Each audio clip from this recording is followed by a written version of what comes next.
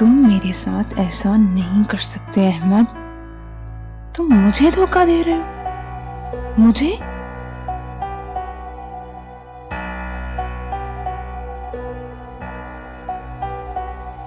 तुम जानते नहीं मैं कौन हूं।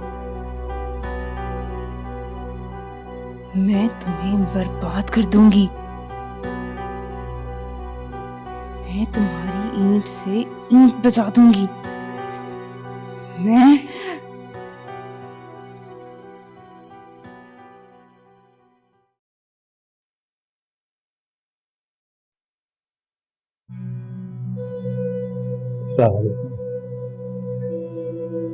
वो आए घर में हमारे, खुदा की कुदरत है।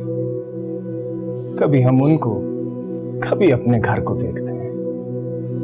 बहुत बहुत शुक्रिया आपके आने का हाजी साहब। शफीक। जी सरकार। हाजी साहब को मेहमान खाने ले जाओ। जी बेटा। चलो नूर बेटा। नूर नहीं जाएगी। परेशान होने की जरूरत नहीं है, आखिर मेरी दुल्हन है, इसे अच्छी तरह से तैयार होना होगा। जी। मैडम को ले जाओ और अच्छी तरह से तैयार करो। जाओ बेटा जाओ।